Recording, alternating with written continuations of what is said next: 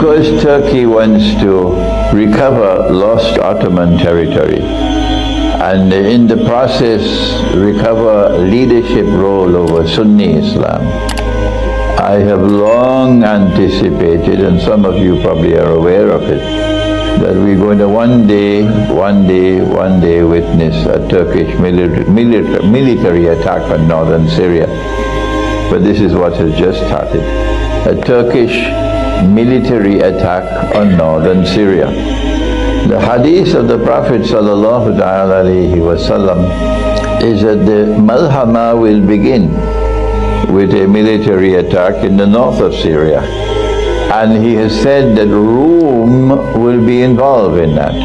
Rome will land their troops.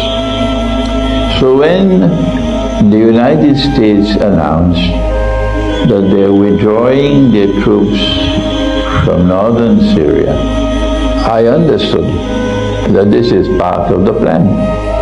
This is a secret understanding between the United States and Turkey. Well then, what is the Turkish agenda?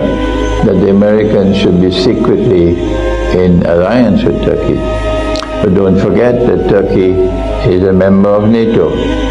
And what does Allah say about membership in NATO? I have been teaching this subject for 20 years or more, and my brothers, the learned scholars of Islam, just ignore me. What are the implications from the Quran of Turkish membership in NATO? Let us go to the Quran now. Proper methodology is that you do not take any ayah of the Quran in isolation or any part of a verse in isolation. So let's go to Surah Al-Ma'idah, and this is what Allah subhanahu wa ta'ala says. بعد أعوذ بالله من الشيطان الرجيم يا أيها الذين آمنوا لا تتخذوا اليهود والنصارى أولياء. O you who have faith, do not take the Jews and do not take the Christians as your friends and allies. The schoolboy takes this part of the ayah by itself in isolation, and the schoolboy concludes that Allah is referring to all Jews and all Christians when He said, don't take them as your friends and allies. But that's wrong, because the Quran is non-contradictory. Allah says so in the Quran. لو كان من عند غير الله, had this Quran come from any source other than from Allah, لوجدوا فيه اختلافا كثيرا, they would have found in this Quran endless inconsistencies and discrepancies. But this Quran is free from inconsistencies and contradictions. But if you say, Allah is saying, don't take all Jews and don't take all Christians as your friends and allies, then there will be contradiction in the Quran. Why? Because Allah says that in the end times, there will be a Christian people who will be closest in love and affection for you. This is Surah Al-Ma'idah. So you have to say to the people who are closest in love and affection for you, we can't be friends with you. That's contradictory. The Quran says, you can marry a Christian woman. So when you marry her, you have to say to her, my beloved wife, you can be my wife, but you can't be my friend. It's contradictory. The Quran says, وَتَعَمُّهُمْ هِلٌّ لَكُمْ, their food is halal for you. So your Christian friend invites you for a meal, and you eat the food, of course, which is halal for him. But when you sit down with him, you say to your Christian friend, listen friend, we can break bread together, but we can't be friends. This is contradictory. So there cannot therefore be an understanding of this ayah. Don't take all Jews and don't take all Christians as your friends and allies. Well then what is the Quran saying? Allah is speaking of not all Christians, but some Christians.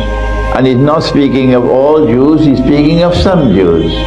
And this is why, as soon as they saw him die on the cross before their very eyes, and Allah then expelled them from the Holy Land, He no longer refers to them as Banu Israel. In the very next ayah of the Quran, He now refers to them as Ahlul Kitab. because he knows that there will be Jews now who will not be Israelites, and there will be Christians who will not be Israelites, and so you cannot refer to them anymore as Banu Israel. So now these are referred to for the first time as Al-Yahud, Jews, because not all of them will be Israelites. And these are referred to as Al-Nasara, Christians, because not all of them will be Israelites. And so Allah is not saying, don't take all Jews and all Christians. He says, do not take such Jews and do not take such Christians as your friends and allies who? Here's the answer in the words which follow. بَعْدُهُمْ أَوْلِيَاءُ بَعْدٍ. Do not take such Jews and do not take such Christians as your friends and allies, who themselves are friends and allies of each other.